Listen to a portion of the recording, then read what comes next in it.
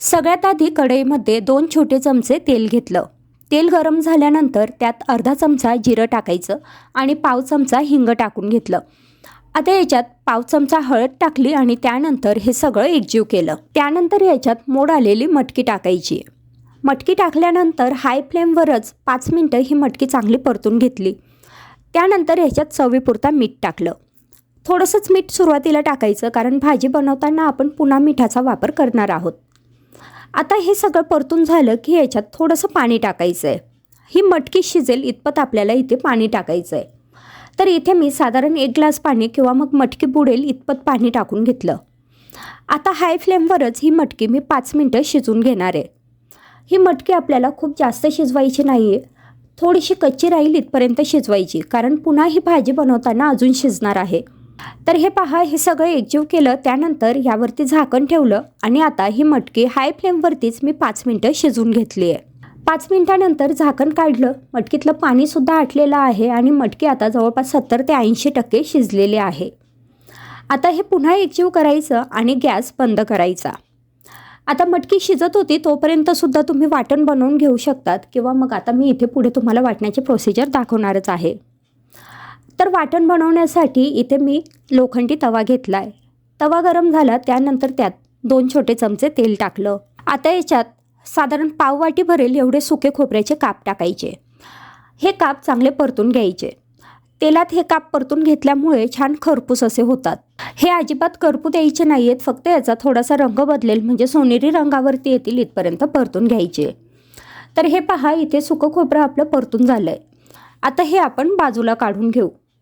त्यानंतर ह्याच तव्यामध्ये आपल्याला कांदा भाजून घ्यायचा आहे. इथे मी 2 मध्यम आकाराचे कांदे असे उभे चिरून घेतलेत. कांदा टाकल्यानंतर हाय फ्लेमवरतीच हा कांदा थोडासा सोनेरी रंगावर येईल इथपर्यंत परतून घेतला. कांदा भाजून झाला की कांदासुद्धा आपण बाजूला काढून घेऊ. आता हे सगळे जिन्नस आपल्याला थोडेसे थंड होऊ द्यायचे आणि त्यानंतरच मिक्सरमधनं याचं आपल्याला वाटण बनवून घ्यायचं आहे. आता वाटण बनवण्यासाठी मिक्सरच्या भांड्यात थोडीशी कोथिंबीर घेतली. त्यानंतर त्याच्यात एक छोटा टोमॅटो मोठ्या फोडींमध्ये चिरून टाकून घेतला. आता त्याच्यात 4-5 लसणाच्या पाकळ्या आणि अर्धा इंच आल्याचा तुकडा टाकून घेतला. त्यानंतर आपण जे कांदा आणि खोबरं भाजून घेतलं होतं ते ह्याच्यात टाकायचं. आता मिक्सरमधनं थोडंसं पाणी टाकून याची चांगली पेस्ट बनवून घ्यायची. हे पहा, तुम्ही बघू शकतायत आपली इथे वाटण तयार झालंय. आता भाजी बनवण्यासाठी कढईमध्ये 1 मोठा चमचा तेल घेतलं. तेल गरम झालं की त्यात अर्धा चमचा जिरं टाकायचं आहे. जिरं चांगलं तडतडलं की त्यातच 5-6 कढीपत्त्याची पानं टाकली. त्यानंतर आपण जे वाटण बनवून घेतलेलं होतं ते ह्या तेलात टाकायचं. आता हे वाटण तेलात चांगलं परतून घ्यायचं. या वाटणाला छान तेल सुटेल आणि याचा रंग बदलेल इथपर्यंत आपल्याला परतून घ्यायचं आहे. हे पहा, तुम्ही बघू शकतायत वाटण इथे छान परतून झालं आहे. वाटणाला आता तेलसुद्धा सुटले आणि त्याचा रंगसुद्धा बदलला आहे. आता ह्या स्टेजला याच्यात काही मसाले टाकायचे. ज्यात अर्धा चमचा मी हळद टाकली आहे. 1 ते 1.5 चमचा लाल तिखट किंवा तिखट आपण आपल्या आवडीप्रमाणे टाकू शकतो. 1 चमचा धणे पावडर टाकलं आणि 1 चमचा याच्यात गरम मसाला टाकला. गरम मसाल्याऐवजी तुमच्याकडे किचन किंग मसाला असेल, मटण मसाला असेल, तो सुद्धा तुम्ही इथे ॲड करू शकतात. आता हे पुन्हा छान परतून घेऊ. आता ह्यावेळी हे खूप जास्त परतायची गरज नाही आहे. 1 मिनिटभर हे सगळं परतून घेतलं. आता याच्यात शिजवून घेतलेली मटकी टाकायची. मटकी टाकल्यानंतर हे पुन्हा चांगलं परतून घ्यायचं. हाय फ्लेमवरच आता हे मी छान परतून घेतलं आहे. हे पहा, मटकी मसाल्यामध्ये छान व्यवस्थित एकजीव झाली की याच्यात आपल्याला आता पाणी टाकायचं आहे. आता इथे पाणी टाकताना हे गरमच पाणी वापरायचं. थंड पाणी वापरलं तर भाजीची चवही बिघडते आणि त्याला छान तरीसुद्धा येत नाही. तर त्यामुळे मी इथे गरम पाणी टाकून घेतलं आहे. मिक्सरच्या भांड्यातच थोडंसं वाटण शिल्लक होतं, त्यातच गरम पाणी ॲड केलं आणि ते मी आता ह्या भाजीत टाकून घेतलं. आपल्याला किती आमटी किंवा रस्सा हवा आहे त्या अंदाजाने गरम पाण्याचा वापर करू शकतो. चवीनुसार मीठ टाकायचं आणि आता हे सगळं चांगलं एकजीव करायचं. आता मध्यम गॅसवरती ही जी भाजी आहे ही आपल्याला 5 ते 7 मिनटं उकळून घ्यायची आहे. ऑलरेडी आपण मटकी थोडी शिजवून घेतली होती, त्यामुळे भाजी शिजायला वेळ लागणार नाही. 5-7 मिनटं मध्यम गॅसवरती भाजी उकळून घेतली. आता भाजीला तरीसुद्धा खूप छान सुटलेली आहे. मटकीसुद्धा व्यवस्थित शिजली आणि आपली ही मटकीची झणझणीत चमचमीत अशी भाजी इथे तयार झाली आहे.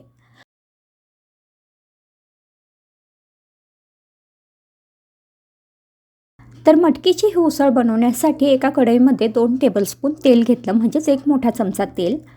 तेल चांगलं गरम करून घ्यायचं. त्यानंतर याच्यात थोडीशी मोहरी, म्हणजे पाव चमचा मोहरी टाकली. मोहरी चांगली तडतडू द्यायची आणि त्यानंतर मग ह्याच्यात अर्धा चमचा जिरं टाकायचं आहे. आता हे जिरं मोहरी चांगले तडतडले की मग ह्याच्यात टाकायचं आहे आपल्याला लसणाच्या पाकळ्या. इथे मी 5-6 लसणाच्या पाकळ्या बारीक चिरून टाकून घेतलं. तुम्ही हवं तर आलं लसणाची पेस्टसुद्धा वापरू शकतात. त्यासोबत 8-10 कढीपत्त्याची पानं टाकली आणि हे चांगलं परतून घेतलं. अगदी मिनिटभरातच हे सगळं छान परतलं जातं. त्यानंतर लगेचच आपल्याला याच्यात टाकायचा आहे बारीक चिरलेला कांदा. आता कांदासुद्धा आपल्याला सोनेरी रंगावर परतून घ्यायचा आहे. हे परतत असताना हाय फ्लेमवरती परता, म्हणजे अगदी 2 मिनटात तुमची ही फोडणी तयार होते. तर हे पहा, इथे कांदा छान सोनेरी रंगावर परतून झाला आहे. आता याच्यात मी टोमॅटो टाकून घेतला आहे. टोमॅटो ऑप्शनल आहे. काही लोकांना उसळ बनवताना टोमॅटो आवडत नाही टाकला तरी चालेल, पण टाकला तर खूप छान चटपटीत अशी चव लागते. इथे मी छोटा टोमॅटो टाकून घेतला बारीक चिरून. हा टोमॅटोसुद्धा मिनिटभर फक्त या फोडणीमध्ये परतून घेतला. आता लगेचच याच्यात मसाले टाकून घ्यायचे. तर इथे मी अर्धा चमचा हळद टाकली. त्यासोबतच 1 चमचा काश्मीरी लाल तिखट टाकलं आणि अर्धा चमचा घरचं लाल तिखट टाकलं. 1 चमचा धने पावडर टाकली आणि हे सगळं चांगलं परतून घेतलं. आता हे मसाले छान परतून झाले की याच्यात आपल्याला शिजवून घेतलेली मटकी टाकायची आहे. तर ही मटकी शिजवण्यासाठी आपल्याला फक्त 5 मिनटं लागतात. एकदाची मटकी शिजली की त्यानंतर ही फोडणी देणं अगदी सोपं होतं. इथे मी शिजवून घेतलेली ही मटकी टाकली. तर ही मटकी शिजवण्यासाठी काय करायचं, एका भांड्यामध्ये 1 छोटा चमचा तेल घ्यायचं. तेल चांगलं कडकडीत गरम होऊ द्यायचं आणि त्यातच आपल्याला अर्धा चमचा जिरं टाकायचं आहे. हे जिरंसुद्धा ऑप्शनल आहे. तुम्ही ह्या तेलात डायरेक्ट मटकी टाकून शिजवली तरी चालेल. मी इथे अर्धा चमचा जिरं आणि अगदी पाव चमचा हिंग टाकून घेतला. हे चांगले एकजीव करायचं. ही अशी छान कडक फोडणी ह्या मटकीला बसली की मग मटकीची चव खूप छान लागते. ह्यातच मी आता स्वच्छ धुवून घेतलेली मोड आलेली मटकी टाकून घेतली आहे. आता ही मटकी ह्या तेलामध्ये छान परतून घ्यायची.